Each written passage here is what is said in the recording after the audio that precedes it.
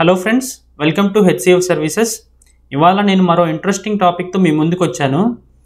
అదేంటంటే ఇది చాలామందికి నీడ్ ఉన్నదండి.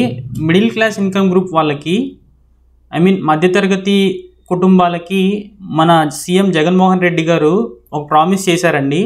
అదేంటంటే జగనన్న స్మార్ట్ టౌన్షిప్స్ని డెవలప్ చేసి మీకు ఆ ప్లాట్స్ని సేల్ చేస్తామని చెప్పి ఒక 3-4 months బ్యాక్ ఒక జియో వచ్చిందండి.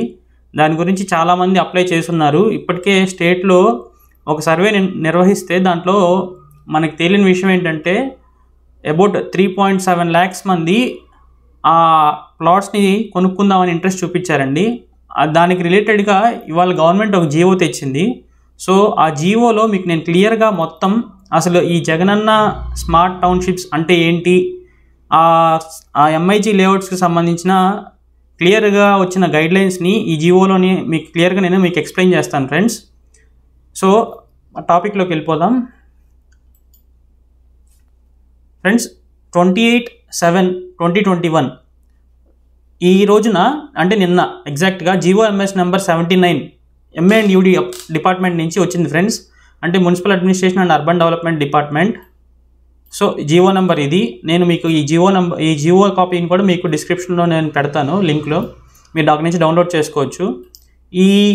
ఈ యొక్క జియో యొక్క ముఖ్య ఉద్దేశం ఏంటంటే ఫ్రెండ్స్, ఇది జగనన్న స్మార్ట్ టౌన్షిప్స్ గురించి ఈ జియో ఇచ్చారు ఫ్రెండ్స్. సో ఈ జియోలో అసలు ఏమేమి ఉంది, మొత్తం ఇది 9 పేజీలు ఉంది జియో. సో ఈ జియోలో మీకు ఇంపార్టెంట్గా ఏమేమి అవసరం ఉంటాయో, అసలు దేని గురించి అన్నది నేను మీకు క్లియర్గా ఎక్స్ప్లెయిన్ చేస్తాను.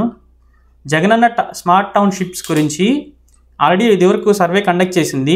మన సచివాలయాల ద్వారా ఈ సర్వే నిర్వహిస్తే అబౌట్ 3.79 lakhs అప్లికేషన్స్ వచ్చాయి ఫ్రెండ్స్. సో ఇంతమంది ఇంట్రెస్టెడ్గా ఉన్నారు ఈ ప్లాట్స్ కొనడానికి.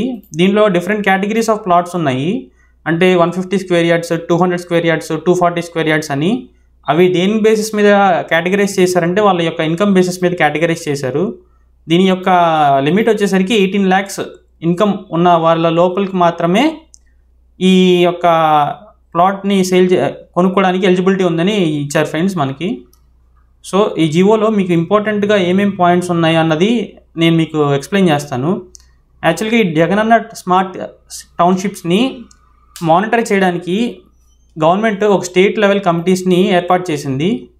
ఈ స్టేట్ లెవెల్ కమిటీస్లో మనకి మెంబర్స్ వచ్చేసరికి చూసారు ఇక్కడ, first secretary to the government MA&UD చైర్మన్గా ఉంటారు.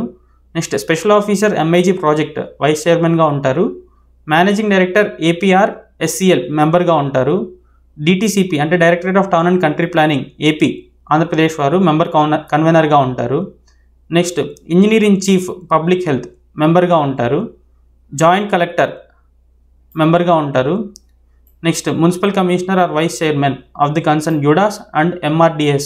అంటే యుడాస్ అంటే అర్బన్ డెవలప్మెంట్ అథారిటీస్ అండి. అంటే ఇప్పుడు మీరు CRDA పరిధిలో ఉంటే కనుక ఆ CRDA, లేదా మీరు ఏదైనా నెల్లూరు జిల్లా కానీ అనంతపురం ఉంటే కానీ అనంతపురం అర్బన్ డెవలప్మెంట్ అథారిటీ కానీ, అలాగా కడప అర్బన్ డెవలప్మెంట్ అథారిటీ అదండి యుడా అంటే. వాళ్ళు దానికి సంబంధించిన వాళ్ళు ఒక మెంబర్ ఉంటారు. ఈ స్టేట్ లెవెల్ కమిటీ వీళ్ళు స్క్రూటనైజ్ చేసుకొని వీళ్ళ అంతా సర్వే చేసుకొని ఆ సర్వే ప్రకారం గవర్నమెంట్కి వీళ్ళు రిపోర్ట్ పంపిస్తారు ఫ్రెండ్స్. ఆ రిపోర్ట్ పంపించిన దాన్ని బట్టి గవర్నమెంట్ అసలు ఎంత ల్యాండ్ అవసరం ఉంటుంది ఏంటి అనేది డిసైడ్ చేసి ఒక అలొకేషన్ అనేది చేస్తారు. నెక్స్ట్ ఆ identification of lands, clearance of land proposals and fixation of sale price of plot అని ఇచ్చారు సెకండ్ పాయింట్. ఈ ఐడెంటిఫికేషన్ ఆఫ్ ల్యాండ్స్ అనేది యాక్చువల్గా గవర్నమెంట్ వారు చూసుకోవాలి. దాని గురించి ఇక్కడ రాశారు. అందులో ఎవరెవరు ఏమేమి డ్యూటీస్ చేయాలని చెప్పి క్లియర్గా ఇచ్చారు. The joint collector RB&R on behalf of district administration అని చెప్పి ఇలా మనకి క్లియర్గా మెన్షన్ చేశారు. సో ఇదంతా మనకి ఎక్కువ నెసెసిటీ ఉండకపోవచ్చు ఫ్రెండ్స్. అంటే దీనిలో ఏంటంటే ఏ చట్ట ప్రకారం ఈ స్థలాన్ని కేటాయించవచ్చు, నెక్స్ట్ ఏ యాక్ట్స్ ప్రకారం ఇది మనం ఫాలో అవ్వాలి అన్న కొంచెం ఇన్ఫర్మేషన్ దీనిలో ఇచ్చారు ఫ్రెండ్స్. ఇది లీగల్కి సంబంధించింది, మనకి అంత డెప్త్గా అవసరం లేదు. మనకు కావాల్సిన రిక్వైర్మెంట్స్ నేను చెప్తాను. దీనిలో వీళ్ళు క్లియర్గా మెన్షన్ చేసింది ఏంటంటే, ఇక్కడ చూసారా, distance of the lands so identified shall be 5 kilometers from the ULB boundary. అంటే ఏదైనా లోకల్ బాడీ, ULB అంటే అర్బన్ లోకల్ బాడీ అని అర్థం అండి. మనకి ఫర్ ఎగ్జాంపుల్ విజయవాడ ఉందనుకోండి, విజయవాడ ఒక ULB కింద వస్తుంది.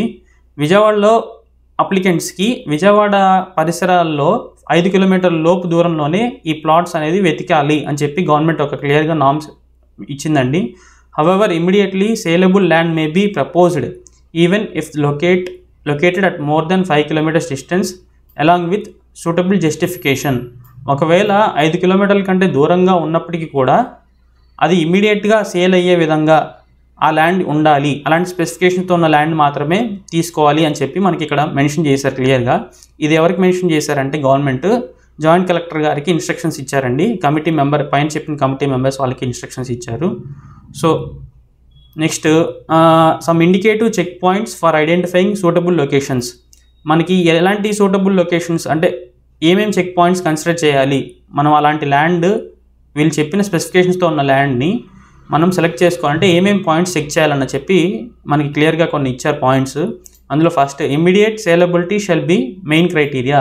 అంటే ఆ ల్యాండ్ అనేది వెంటనే అమ్ముకోదగిన విధంగా ఉండాలి అని అర్థం. The location of the site proposed for MIG layouts shall have demand for house sites. మనం ఏదైతే ఇప్పుడు వీళ్ళు ప్లాట్ సెలెక్ట్ చేస్తారో, ల్యాండ్ సెలెక్ట్ చేస్తారో అక్కడ హౌస్ అంటే ఇల్లు కట్టుకోవడానికి రెసిడెన్షియల్ పర్పస్కి డిమాండ్ ఉండేలాగా ఆ లొకాలిటీ సెలెక్ట్ చేసుకోమని చెప్పారు. Next existing employment opportunities available in the area need to be considered to decide site location and site should have existing approach road. మనం వీళ్ళు ఏదైతే సైట్ సెలెక్ట్ చేయాలని చెప్తున్నారో ఆ సైట్కి చుట్టుపక్కల అంటే ఫర్ సపోజ్ ఇప్పుడు ఇబ్రహీంపట్నంలో తీసుకున్నారనుకోండి, దాని దగ్గరలో వీటీపీఎస్ ఉంది. సో వీటీపీఎస్లో పనిచేసే ఎంప్లాయీస్ చాలామంది ఉంటారు. అలాగా మనకి ఎంప్లాయ్మెంట్ ఎక్కువ ఉన్న ఏరియా దగ్గరే సైట్ని సెలెక్ట్ చేసుకుంటే ఫస్ట్ ప్రిఫరెన్స్ కింద వీళ్ళు ఇచ్చారు friends. As far as possible lands having weak soil bearing capacity shall be avoided. దీని అర్థం ఏంటంటే ఫ్రెండ్స్, వీలైనంత వరకు సాయిల్ యొక్క బేరింగ్ కెపాసిటీ అంటే ఇప్పుడు కొన్ని సాయిల్స్ ఉంటాయి ఫ్రెండ్స్. అంటే ఫర్ ఎగ్జాంపుల్ నల్లమట్టి, బంకమట్టి అంటారు దానికి సాయిల్ బేరింగ్ కెపాసిటీ అంటే ఏదైనా కన్స్ట్రక్షన్ చేసినప్పుడు కుంగిపోకుండా వెంటనే ఆ సాయిల్ అనేది స్టేబుల్గా ఉండాలి. సో దాన్ని ఆ సాయిల్ యొక్క స్ట్రెంత్ని సాయిల్ బేరింగ్ కెపాసిటీ అంటారు. ఇప్పుడు నల్లమట్టికి సాయిల్ చాలా వీక్గా ఉంటుంది కాబట్టి మనకి ఏదైనా కన్స్ట్రక్షన్ చేసినప్పుడు కూడా ఫౌండేషన్ కాస్ట్ ఎక్కువైపోతుంది. సో అలాంటి పరిసరాలు కాకుండా కొంచెం సాయిల్ అనేది స్ట్రాంగ్గా ఉండే ఏరియాస్ నుంచి సెలెక్ట్ చేసుకోమని చెప్పి ఒక పాయింట్ మెన్షన్ చేశారు friends. Next the site should be on elevated ground. It should have appropriate slope to afford good facility of drainage. Site prone to submergence due to heavy rains shall be avoided. అంటే ఇక్కడ ఏం చెప్పారంటే friends, మనం ఏదైతే స్థలం తీసుకుంటామో అది ground level అంటే ఎగ్జిస్టింగ్ గ్రౌండ్ లెవెల్ కన్నా కొంచెం హైట్లో ఉండేలాగా ఆ సైట్ని సెలెక్ట్ చేయండి. ఎందుకంటే మన సైట్ రోడ్ లెవెల్ కంటే తక్కువ ఉందనుకోండి ఫ్రెండ్స్, ఫర్ ఎగ్జాంపుల్ ఈవెన్ వర్షం పడినప్పుడు ఆ వాటర్ అంతా ఈ కాలనీస్లోకి వచ్చేస్తాయి. ఇప్పుడు చాలా చోట్ల ప్లాన్డ్గా లేని చోట్ల చాలా వరకు ఏమవుతుందంటే అప్పుడెప్పుడో ఉన్న రోడ్ లెవెల్స్ ఇంటికి తగ్గట్టుగా మ్యాచ్ అయ్యి ఉంటాయి. బట్ ఇప్పుడు మళ్ళీ రోడ్స్ అక్కడ వేయడం వల్ల ఏమవుతుందంటే ఇవి ఎగ్జిస్టింగ్ ఆల్రెడీ ఉన్న ఇల్లులు మళ్ళీ పైకి లేపడానికి కుదరదు. కాబట్టి ఈ రోడ్ లెవెల్ మనం మళ్ళీ నెక్స్ట్ రోడ్స్ వేస్తూ ఉండడం వల్ల ఆ రోడ్ థిక్నెస్ పెరిగిపోయి ఆ రోడ్డు మీదకి ఏదైనా వర్షం పడినప్పుడు ఆ డ్రైన్ వాటర్ అంతా మళ్ళీ ఈ ఇళ్లలోకి వచ్చేస్తున్నాయి. అలాంటి ప్రాబ్లమ్స్ లేకుండా ఉండడం కోసం ముందుగానే గవర్నమెంట్ ప్రికాషనరీగా మనం తీసుకునే గ్రౌండ్ అనేది కొంచెం ఎలివేటెడ్ అంటే ఉన్నదానికంటే హైట్లో ఉండేలా చూడమని చెప్పి స్పెసిఫికేషన్స్ ఇచ్చింది. అదొక point friends. Next site near to the water bodies and water logged areas must be avoided. Site near to the water bodies అంటే ఇప్పుడు సపోజ్ కృష్ణానది పక్కనే తీసుకున్నారనుకోండి, అక్కడ ఏంటంటే నది ప్రవాహం పక్కనే ఉంది కాబట్టి ఆ సాయిల్ కొంచెం వీక్గా ఉంటుంది. అంటే ఎన్ని సంవత్సరాలుగా అక్కడ ఆ సాయిల్ అనేది ఆ వాటర్లో నాని ఆ సాయిల్ బేరింగ్ కెపాసిటీ అనేది తగ్గిపోతుంది. సో అలాంటి దగ్గర నెక్స్ట్ వాటర్ లాగింగ్ అంటే ఎక్కువ వాటర్ నిలిచిపోయే ఏరియాల్లో స్థలం తీసుకోవద్దు అని చెప్పి క్లియర్గా మెన్షన్ చేశారు. Next the site should be continuous and as far as possible regular in shape. అంటే ఇప్పుడు మనం తీసుకున్న సైట్ అనేది కంటిన్యూస్ స్ట్రెచ్గా ఉండేలాగా, అంటే ఇక్కడ ఒక 2 ఎకరాలు, దాని తర్వాత మళ్ళీ ఒక 5 కిలోమీటర్ల తర్వాత మళ్ళీ ఇంకొక 5 ఎకరాలు, అలా కాకుండా అంతా ఒకే దగ్గర వీలైనంత వరకు ఒకే ల్యాండ్ లా ఉండేలాగా చూడమని చెప్పి, నెక్స్ట్ ఆ ల్యాండ్ కూడా ఇర్రెగ్యులర్గా ఎలా పడితే అలా పిచ్చిగా ఉండకుండా ఒక డిఫైన్ షేప్లో ఉంటే కనుక మనకి రేపు ఆ ప్లాటింగ్ అనేది ఈజీగా ఉంటుంది. రోడ్స్ వేసినా ఇంకోటి చూడడానికి ఏరియల్ వ్యూలో మనకి చాలా చక్కగా నీట్గా అనిపిస్తుంది. సో అది కూడా మెన్షన్ చేశారు friends. The source of portable water should be ensured and the surroundings of the site should be amenable for expansion of MIG layout. The orientation of site should be such that it receives natural light and air in plenty. Next ఏం చెప్పారంటే అక్కడ portable water అంటే మనకి తాగే water అని అర్థం friends.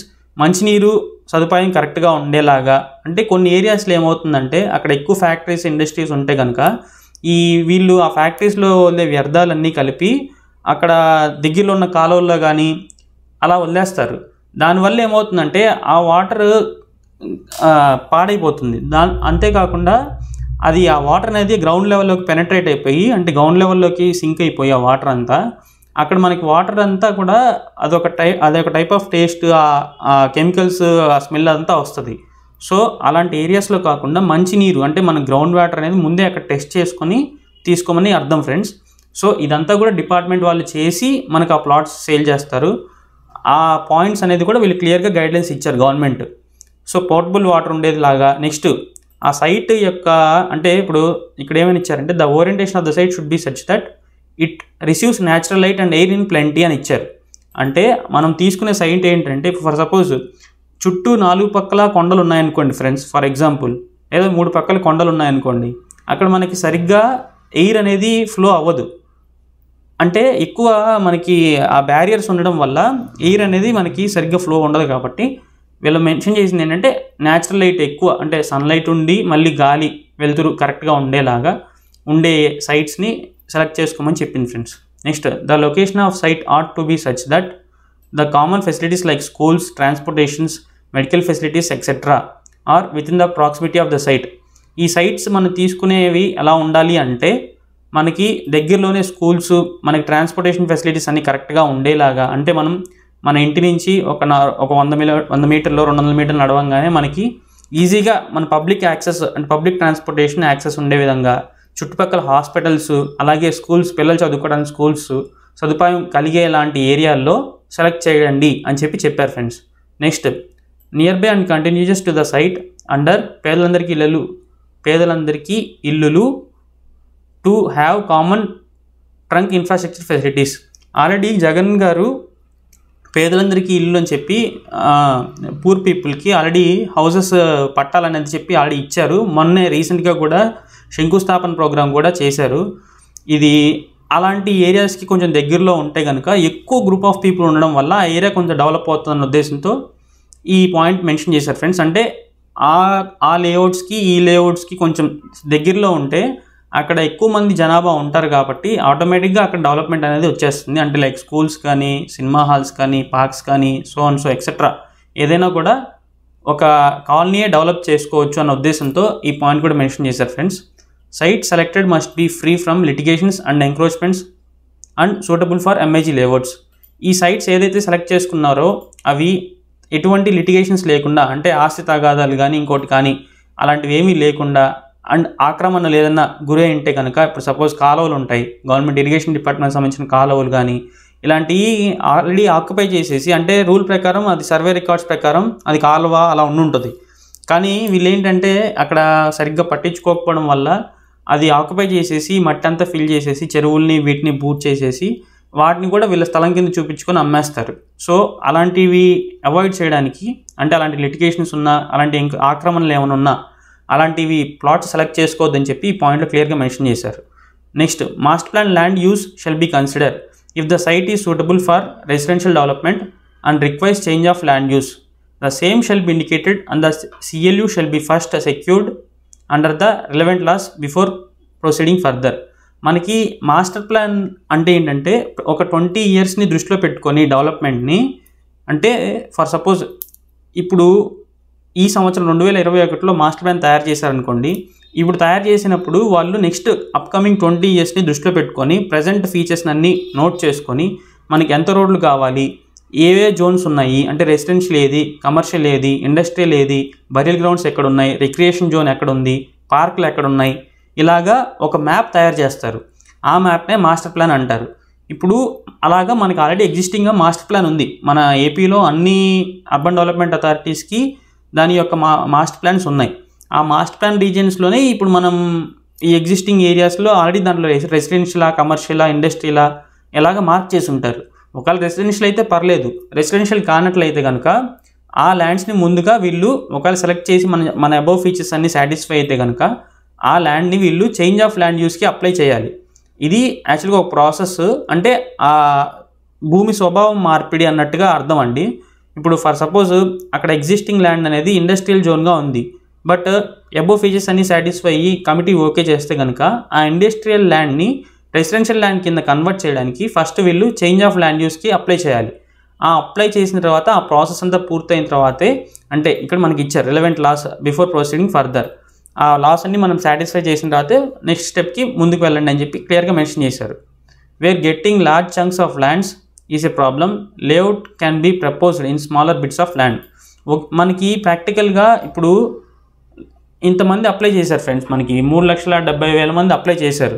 అంతమందికి 100 గజాలు, 200 గజాలు, 240 గజాలు చొప్పున అంత ల్యాండ్ అంటే అంత ల్యాండ్ అనేది ఒకే దగ్గర ఉండకపోవచ్చు. సో దీనిలో ఈ పాయింట్లు ఏమైనా మెన్షన్ చేశారంటే, అలాంటి ప్రాక్టికల్ డిఫికల్టీస్ ఏమైనా ఎదురైనప్పుడు దానికి అంత ల్యాండ్ ఒకే దగ్గర అవసరం లేదు, చిన్న చిన్న బిట్స్గా, అంటే ఒక 10 ఎకరాలు ఒక దగ్గర, 20 ఎకరాలు ఇంకొక దగ్గర, ఇంకొక 30 ఎకరాలు ఇంకొక దగ్గర అలా తీసుకున్నా పర్లేదు అని చెప్పి ఈ పాయింట్లు మెన్షన్ చేశారు ఫ్రెండ్స్. నెక్స్ట్ పాయింట్లు ఏంటంటే submission of proposals and clearances by the state level committee. ఇప్పుడు ఇవంతా సర్వే చేసిన వర్క్ అంతా గవర్నమెంట్ ఎంప్లాయీస్ చేస్తారు. ఈ గవర్నమెంట్ ఆ కన్సర్న్ అర్బన్ డెవలప్మెంట్ అథారిటీ ఏదైతే ఉందో ఆ గవర్నమెంట్ స్టాఫ్ వచ్చి వాళ్ళు ఎంక్వైరీ చేసుకొని రిపోర్ట్ అంతా సబ్మిట్ చేయాలి. అది స్టేట్ లెవెల్ కమిటీ వాళ్ళు వెరిఫై చేసిన తర్వాత ఈ గైడ్లైన్స్ అన్ని కరెక్ట్గా ఉండి స్పెసిఫై చేస్తే వీళ్ళు మనకి ఒక రేటు అనేది నిర్ణయిస్తారు. ఆ ల్యాండ్ సూటబుల్లా కాదా, సూటబుల్ అయితే అది ఎంత కాస్ట్, ఆ కాస్ట్ అనేది వీళ్ళు నిర్ణయిస్తారు. ఆ నిర్ణయించిన తర్వాతే మన నెక్స్ట్ అది మనకి పేపర్ పబ్లికేషన్ చేసి, అంటే ఏదైనా మెయిన్ పేపర్స్లో పబ్లిష్ చేసి మనకి ఆ ప్లాట్ అనేది సేల్ చేయడం జరుగుతుంది. సో ఇప్పుడు ప్రిపరేషన్ ఆఫ్ లేఅవుట్స్లో అంటే ఇప్పుడు మనకి మెయిన్ సబ్జెక్ట్ మనకి ఎక్కువ అవసరం ఉండేది. ఇప్పుడు దీంట్లో మనకి ఈ ల్యాండ్ అంతా దొరికిన తర్వాత ఆ కమిటీ అప్రూవల్ కూడా వచ్చిన తర్వాత మనకి ఈ ల్యాండ్లో మనకి 150 గజాలు, 200 గజాలు, 240 గజాలు ఇచ్చారు. మనకి మొన్న డిమాండ్ సర్వే చేసినప్పుడు కూడా మీ రిక్వైర్మెంట్ అంటే 5 lakhs లోపు ఉన్న వాళ్ళకి ఇంత, 5 to 10 lakhs లోపు ఉన్న వాళ్ళకి ఇంత, 18 lakhs to 10 lakhs లోపు ఉన్న వాళ్ళకి ఇంత అని చెప్పి ఇచ్చారు. సో వాళ్ళకి ప్లాట్ అనేది ఏ విధంగా వస్తుందని చెప్పి ఇక్కడ మనకి క్లియర్గా ఇచ్చారు ఫ్రెండ్స్. ఈ టేబుల్లో మీరు గమనించినట్లయితే ఇదిగోండి serial number 1 plot size in feet 33 అడుగులు బై 40 అడుగులు, అంటే దాని యొక్క ఏరియా వచ్చేసరికి 150 గజాలు. నెక్స్ట్ కేటగిరీ ఏంటంటే 36 అడుగులు బై 50 అడుగులు అంటే 200 గజాలు. నెక్స్ట్ 36 అడుగులు బై 60 అడుగులు అంటే 240 గజాలు. ఇవి ఫ్రెండ్స్ మనకి వీళ్ళు అమ్మబోయే యొక్క ప్లాట్ యొక్క సైజెస్ అవి. సో ఈ స్పెసిఫికేషన్స్తో వీళ్ళు ప్లాటేజ్ అనేది చేస్తారు ఒక లేఅవుట్ని. అది నెక్స్ట్ ప్రిపరేషన్ ఆఫ్ ఎస్టిమేషన్, అంటే ఇప్పుడు దీని తర్వాత ఈ ప్లాటింగ్ అంతా చేసిన తర్వాత వాళ్ళు దీన్ని ఏంటంటే ఇంజనీరింగ్ డిపార్ట్మెంట్కి వీళ్ళు ఫార్వర్డ్ చేస్తారు ఫ్రెండ్స్. దేని గురించి అంటే అసలు ఆ ఏరియాని డెవలప్ చేయాలంటే ఇప్పుడు ఆ ముక్కల్ని డివైడ్ చేసిన తర్వాత అక్కడ రోడ్లు కానీ, ఫుట్పాత్లు కానీ, నెక్స్ట్ వాటర్ సప్లై కానీ ఇలా చేయడానికి ఎంత ఖర్చు అవుతుందో వీళ్ళు క్యాలిక్యులేట్ చేసి ఆ క్యాలిక్యులేషన్ ఏమేమి ఇంక్లూడ్ అవుతాయో కూడా ఇక్కడ మెన్షన్ చేశారు చూడండి. 60 feet రోడ్, బీటీ రోడ్ అంటే బిట్యుమినస్ తార్ రోడ్ అని అర్థం. అంటే మనం జనరల్గా తార్ రోడ్ అంటాం కదా, దాన్నే బిట్యుమినస్ తార్ రోడ్స్ అంటారు యాక్చువల్గా. నెక్స్ట్ 40 feet సీసీ రోడ్ అంటే సిమెంట్ కాంక్రీట్ రోడ్, సిమెంట్ రోడ్ని 40 feet roads. Next footpaths with colour tiles. మనకి అంటే ఇప్పుడు ఈ చెప్పిన లేఅవుట్స్ ఇది జగనన్న స్మార్ట్ సిటీస్లో వీళ్ళు మనకు ప్రొవైడ్ చేసే ఫెసిలిటీస్ ఏంటంటే మనకి లేఅవుట్ కొలతలు వచ్చేసరికి ఇలా ఉంటుంది. మన ప్లాట్ కొలతల తర్వాత అక్కడ ఉండే రోడ్స్ ఎలా ఉంటాయంటే 60 feet 60 అడుగుల రోడ్లు అవేమో బీటీ రోడ్స్ ఉంటాయి, తార్ రోడ్లు. నెక్స్ట్ కాంక్రీట్ రోడ్ వచ్చేసరికి 40 feet రోడ్స్ ఉంటాయి. Next footpaths with colour tiles, ఫుట్పాత్లకి మీద టైల్స్ వేసి ఇస్తారు. Next water supply, storage and distribution network. అక్కడ మనకి ఓవర్ హెడ్ ట్యాంక్స్ అంటే మొత్తం ఆ కాలనీకి సరిపడా వాటర్ కావాలంటే ఓవర్ హెడ్ ట్యాంక్స్ అంటే మనకి చూస్తాం కదా బయట పైకి హైట్గా ఉంటాయి ట్యాంక్స్ పెద్దవి, అలాంటివి. Next UGD linked to the nearest STP wherever feasible. UGD అంటే underground drainage, linked to the nearest STP అంటే sewage treatment plant.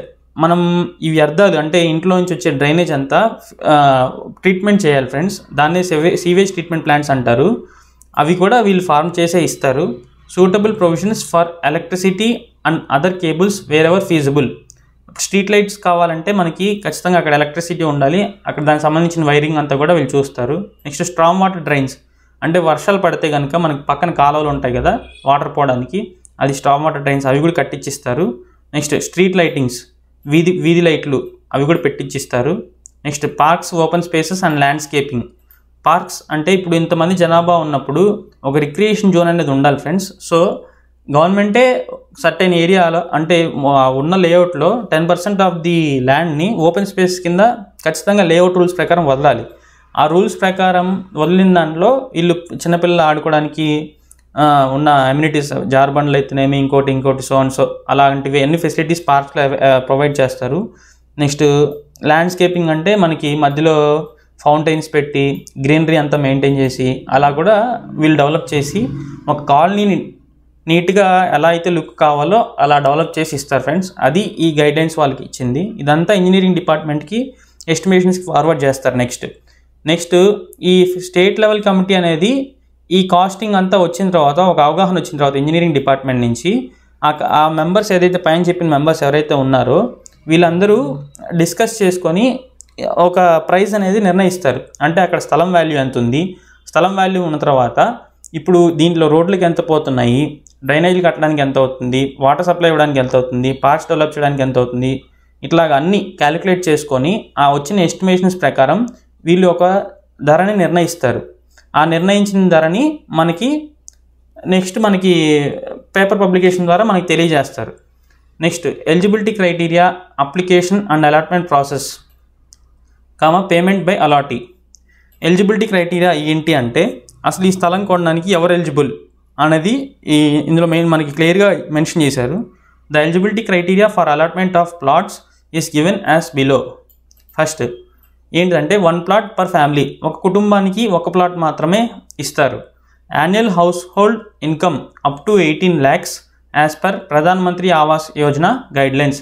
Pradhan Mantri Awas Yojana guidelines ప్రకారం అంటే ఈ పథకం ప్రకారం ఒక సంవత్సర ఆదాయం ఒక కుటుంబానికి 18 లక్షల లోపు ఉన్న వాళ్ళు మాత్రమే ఎలిజిబుల్. అంటే అబోవ్ దట్ ఉన్న వాళ్ళు ఎవరైనా ఐటీ కనుక 20 lakhsకి కానీ 50 lakhsకి కానీ ఫైల్ చేస్తూ ఉంటే వాళ్ళు ఈ పథకానికి అనర్హులు. ఇది పెట్టిన మెయిన్ ఉద్దేశం ఏంటంటే ఎంఐజీ అంటే మిడిల్ ఇన్కమ్ గ్రూప్, మధ్యతరగతి వ్యక్తులకి మాత్రమే. మధ్యతరగతి అంటే డెఫినేషన్ వీళ్ళ దృష్టిలో 18 లక్షలు అని అర్థం. Next age criteria 18 years and above, 18 ఏళ్ళు దాటిన వాళ్ళు. Shall be resident of Andhra Pradesh, ఖచ్చితంగా వాళ్ళు ఆంధ్రప్రదేశ్లో ఉన్నవారు అయిన వాళ్ళు మాత్రమే ఈ పథకానికి అర్హులు. The applicant shall possess a valid Aadhaar card. Next Aadhaar details shall be collected only with the consent of the applicant. మనకి ఆధార్ కార్డు అనేది వీళ్ళు ఎప్పుడు తీసుకుంటారంటే మన యొక్క ఒప్పందంతోనే ఈ ఆధార్ కార్డు అనేది కూడా తీసుకుంటారు ఫ్రెండ్స్ వీళ్ళు. Next application and allotment process.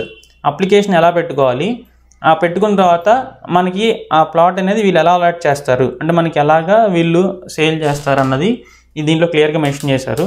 Upon approval of the sale price of the plots as fixed above, the urban development authority concern shall issue public notice inviting application for allotment of MIG plots at least in 2 largest circulated news papers.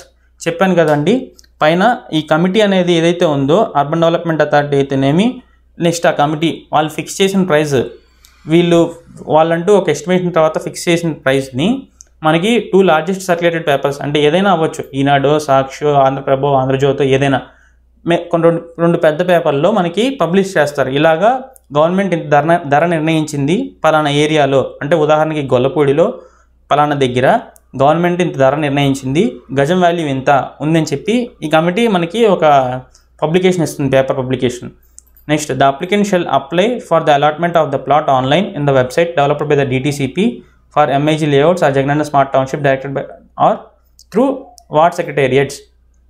ఈ application process అనేది DTCP directorate of permanent country planning అనే డిపార్ట్మెంట్కి సంబంధించిన వెబ్సైట్లో ఈ Jagananna smart టౌన్షిప్స్కి సంబంధించింది ఒక portal update చేస్తారంట. దాంట్లో మీరు ఆన్లైన్లో అయినా అప్లోడ్ చేసుకోవచ్చు, లేదా మీ దగ్గరలో ఉన్న వార్డ్ సెక్రటేరియట్స్ అంటే మీ సచివాలయాలు, మీ దగ్గరలో ఉన్న మన జగన్ గారు పెట్టిన సచివాలయాలు, గ్రామ వార్డు సచివాలయాలకు వెళ్ళి అక్కడైనా అప్లై చేసుకోవచ్చు friends. Next the applicant shall pay 10% of the sale price of the plot along with the application through NEFT or RTGS in favor of the development authority concerned as notified. The amount is not interest bearing. Next ఈ application పెట్టే టైంలోనే ఇది జాగ్రత్తగా గుర్తుపెట్టుకోండి friends. ఇక్కడ నుంచి మనకి important points ఇవే.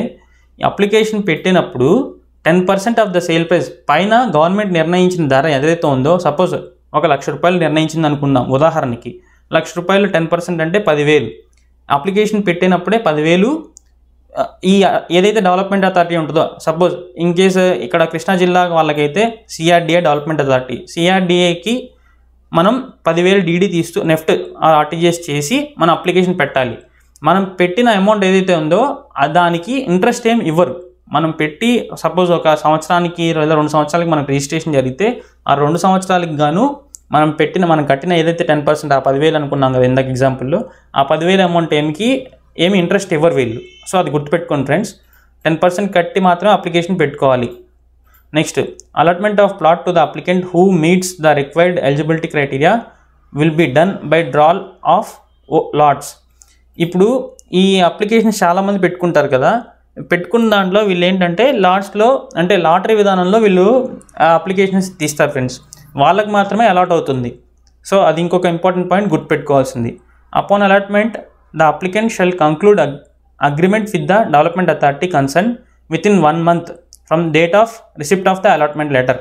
అంటే ఈ పాయింట్లో ఏం చెప్పారంటే, వీళ్ళు అలా లాటరీ విధానంలో తీసినప్పుడు ఎవరి పేరైతే వస్తుందో వాళ్ళు ఆ కన్సర్న్ అర్బన్ డెవలప్మెంట్ అథారిటీ, అంటే ఉదాహరణకి ఇప్పుడు కృష్ణా జిల్లా వాళ్ళకైతే సిఆర్డిఏతో వాళ్ళు ఒక అగ్రిమెంట్కి ఎంటర్ అవ్వాలి. ఆ అగ్రిమెంట్ కూడా విత్ ఇన్ 1 month, అంటే వీళ్ళకి మీకు ఇంటిమేషన్ వస్తుంది, మీరు మొబైల్ నెంబర్ కానీ ఈమెయిల్ కానీ మీకు ఇంటిమేషన్ వస్తుంది. ఏమనంటే మీకు అలాట్ అయింది పలానా దగ్గర ప్లాట్ అని చెప్పి ఇంటిమేషన్ వస్తుంది. అలా వచ్చినప్పుడు ఆ వచ్చిన దగ్గర నుంచి 1 month లోపు వీళ్ళు సిఆర్డిఏతో కానీ అర్బన్ డెవలప్మెంట్ అథారిటీతో అగ్రిమెంట్కి ఎంటర్ అవ్వాలి. Next, the initial payment of 10% in case of those not allotted in the lottery shall be refunded with in 1 month without interest. ఇప్పుడు ఈ లాటరీ విధానంలో తీశారు. లాటరీ విధానంలో తీసినప్పుడు సపోజ్ మీ పేరు అందులో రాకపోవచ్చు. అప్పుడు గవర్నమెంట్ ఏం చేస్తుందంటే రాని వాళ్ళకి ఈ 10% వాళ్ళు ఏదైతే కట్టున్నారో ఇనిషియల్గా అది రిఫండ్ ఇచ్చేస్తుంది. ఇప్పుడు ఈ అలాట్మెంట్ అనేది అయిపోయిన తర్వాత, అంటే వీళ్ళు అలాట్మెంట్ డేట్ ఇస్తారు కదా మిగతా వాళ్ళకి, లాటరీ తీసినప్పుడు మిగతా వాళ్ళకి అలాట్మెంట్ వస్తుంది, మీకు రానప్పుడు ఆ డేట్ నుంచి 1 month లోపు మీకు ఆ 10% అమౌంట్ రిఫండ్ చేసేస్తారు వెనక్కి. అది కూడా ఇంట్రెస్ట్ లేకుండానే, పైన ఆల్రెడీ మెన్షన్ చేశారు వితౌట్ ఇంట్రెస్ట్ అని. సో మీకేమి వడ్డీ ఏం రాదు, మీకు కట్టిన డబ్బులు మీకు వెనక్కి ఇచ్చేస్తారు అంతే, ఏది మీరు ప్లాట్ అలాట్ అవ్వకపోతే మాత్రమే. If the applicant who has been allotted does not conclude the agreement within the stipulated time, the initial deposit shall be forfeited and allotment will be cancelled for re-allotment to the other eligible applicant. అంటే ఈ పాయింట్లో ఏం చెప్పారంటే, ఇప్పుడు allotment అయిపోయింది అంటే lottery విధానంలో తీశారు, మీ పేరు వచ్చింది అనుకోండి, మీ పేరు వచ్చినా మీకు ఇంటిమేషన్ ఇచ్చినప్పుడు, అంటే అగ్రిమెంట్కి ఎంటర్ అవ్వమని చెప్పి ఇంటిమేషన్ ఇచ్చినప్పుడు మీకు ఆ with in the time 1 month and time limit పెట్టారు కదా పాయింట్లో, ఆ 1 month టైంలోపు కనుక మీరు వెళ్ళి ఆ అగ్రిమెంట్ ఎంటర్ అవ్వకపోతే మీ ఇనిషియల్ డిపాజిట్ ఏదైతే ఉందో ఆ ఇనిషియల్ డిపాజిట్ కూడా ఇవ్వరు. అంతేకాకుండా మీకు ఇచ్చిన అలాట్మెంట్ని క్యాన్సిల్ చేసి నెక్స్ట్ ఎలిజిబుల్ క్రైటీరియాలో ఎవరైతే ఉంటారో అప్పుడు మళ్ళీ లాటరీ విధానంలో తీసి నెక్స్ట్ ఎలిజిబుల్ ఎవరైతే ఉంటారో వాళ్ళకి ఈ అలాట్మెంట్ ఇచ్చేస్తారు. అంటే మీరు వన్స్ పేమెంట్ చేసిన తర్వాత మళ్ళీ మీరు వాళ్ళతో అగ్రిమెంట్ చేసుకోకపోతే 1 month లోపు మీకు అలాట్ అయిన తర్వాత ఆ అమౌంట్ అనేది మీకు రిఫండ్ ఇవ్వదు. అది పక్కాగా మీరు గుర్తుపెట్టుకోవాల్సింది. సో ఆ 10% అమౌంట్ పోయినట్లే అర్థం. Next, details guidelines on the lottery and other allotment issues if any will be issued by the government in due course. అసలు ఈ లాటరీ విధానం ఎలా తీస్తారు, ఇంకా అలాట్మెంట్ అనేది ఎలా చేస్తారు, ఇవన్నీ అనేది నెక్స్ట్ గవర్నమెంట్ మళ్ళీ ఫర్దర్గా మీకు ఇన్ఫార్మ్ చేస్తుందని చెప్పారు. అది ఫ్రెండ్స్, ఇప్పుడు మనకు క్లియర్గా అర్థమైంది కదా. మళ్ళీ ఓవర్వ్యూలో చెప్తున్నాను. ఫస్ట్ మనం అలాట్మెంట్ గవర్నమెంట్ పేపర్లో వేసిద్ది, పేపర్లో వేసిన తర్వాత మనం 10% ఆఫ్ ది అమౌంట్ ప్రైస్ని బట్టి, గవర్నమెంట్ నిర్ణయించిన ప్రైస్ని బట్టి దాంట్లో 10% ఆఫ్ ది అమౌంట్ కట్టి మనం అప్లికేషన్ పెట్టాలి. అప్లికేషన్ విధానాన్ని వీళ్ళు లాటరీ పద్ధతిలో తీస్తారు. లాటరీలో తీసిన విధానంలో మన పేరు వస్తే నెక్స్ట్ మనకి ఒక లెటర్ లాగా వస్తుంది మీకు అలాట్ అయిందని చెప్పి. ఆ లెటర్ని తీసుకొని వెళ్ళి మీరు అగ్రిమెంట్ ఎంటర్ అవ్వాలి ఆ కన్సర్న్ డోడాతో, అర్బన్ డెవలప్మెంట్ అథారిటీతో. ఎంటర్ అయితే అప్పుడు మీకు నెక్స్ట్ ప్రాసెస్లోకి ఎంటర్ అయినట్టు. ఒకవేళ మీ పేరు రాలేదనుకోండి, ఆ నోటిఫికేషన్ ఎప్పుడైతే ఇచ్చున్నారో మీకు రిలీజ్ చేస్తున్నారో ఆ టైం దాటిన తర్వాత 1 మంత్ లోపు మీకు అమౌంట్ రిఫండ్ చేసేస్తుంది కన్సర్న్ అర్బన్ డెవలప్మెంట్ అథారిటీ. ఓకేనా friends. Next payment by the allottee అంటే ఏంటో చూద్దాం. ఇప్పుడు after concluding agreement the allottee shall pay the instalments as per the schedule given below, balance remaining after initial 10% paid during application. ఇప్పుడు next ఇప్పుడు allotment అయిపోయింది. Allotment అయిపోయిన తర్వాత next payment process ఏంటి అంటే ఇప్పుడు మీకు కట్టింది 10%ఏ కదా 100%లో, మిగతా 90% ఎలా కట్టాలి, ఏ స్టేజ్లో కట్టాలి, ఎప్పుడెప్పుడు కట్టాలని ఇక్కడ గైడ్లైన్స్ ఇచ్చారు. అదేంటంటే మీకు అలాట్మెంట్ లెటర్ వచ్చేసిన తర్వాత మీరు అగ్రిమెంట్లోకి ఎంటర్ అయిపోయిన తర్వాత 10% ఆల్రెడీ మీరు కట్టేస్తున్నారు కాబట్టి బ్యాలెన్స్ 90% అనేది ఈ విధంగా కట్టాలి. 30% of the sale price of the plot with in first month from the date of concluding agreement. మీరు అగ్రిమెంట్ ఎంటర్ అయిన తర్వాత 1 మంత్ లోపు 30% ఆఫ్ ది అమౌంట్ కట్టేసేయాలి. అంటే ఫర్ ఎగ్జాంపుల్ 1,00,000 అనుకుంటే ఆల్రెడీ 10,000 కట్టారు, ఇంకో 30,000 మీకు అలాట్మెంట్ లెటర్ కంక్లూడ్ అంటే అగ్రిమెంట్ ఎంటర్ అయిన తర్వాత అలాట్మెంట్ లెటర్ వచ్చిన తర్వాత కాదు, తర్వాత నుంచి 1 మంత్లో కట్టాలి. నెక్స్ట్ మిగతా 30% అనేది 30% of the sale price of the plot with in 6 months from the date of concluding agreement. అంటే మిగతా 30% అంటే ఇంకొక 30,000 వచ్చేసరికి నెక్స్ట్ మీకు అగ్రిమెంట్ ఎంటర్ అయిన దగ్గర నుంచి అంటే అలాట్మెంట్ వచ్చిన దగ్గర నుంచి కాదు, అగ్రిమెంట్ మీరు ఎంటర్ అయిన తేదీ నుంచి 6 మంత్స్ లోపు మిగతా 30% కట్టాలి. Next balance 30% within 12 months from the date of concluding agreement or at the time of registration whichever is earlier. ఇదేంటంటే మిగతా 30% అనేది ఇప్పుడు 12 మంత్స్ అంటే మీరు అగ్రిమెంట్ ఎంటర్ అయిన తర్వాత 12 మంత్స్ లోపు మిగతా 30% కూడా కట్టేసేయాలి. అలా లేదనుకోండి, ఒకవేళ మీకు దానికంటే ముందు ఏరియా అంతా డెవలప్ చేసేసింది, గవర్నమెంట్ డెవలప్ చేసేసింది, అప్పుడు మీకు రిజిస్ట్రేషన్ పెట్టేసుకున్నప్పుడు ఏదైతే ముందు వస్తుందో అంటే ఒకవేళ మీకు దానికంటే 12 మంత్స్ అంటే 9th మంత్లోనే మీకు రిజిస్ట్రేషన్ చేస్తానని అనుకోండి గవర్నమెంట్, 9th మంత్ లోపు మీరు కట్టేసేయాలి. లేని పక్షంలో 12 మంత్స్ అన్నప్పుడు 12 మంత్స్ మీకు స్కోప్ ఉంటుంది. అది ఫ్రెండ్స్ దీని అర్థం.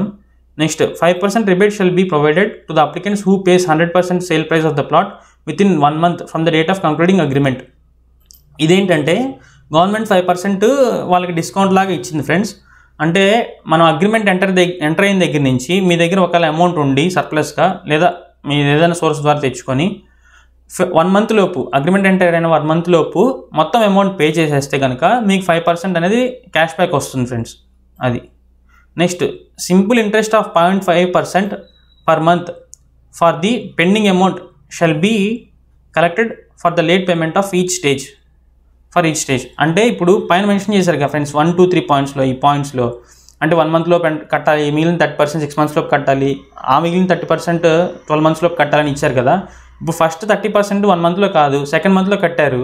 అప్పుడు మీకు 1 మంత్ వరకు గవర్నమెంటే టైం ఇచ్చింది కాబట్టి మిగిలిన 1 మంత్కి 0.5% అంటే ఈ అమౌంట్లో 30% అంటే 30,000లో 0.5% చొప్పున మీ దగ్గర వడ్డీ కలెక్ట్ చేస్తుంది ఫ్రెండ్స్ గవర్నమెంట్.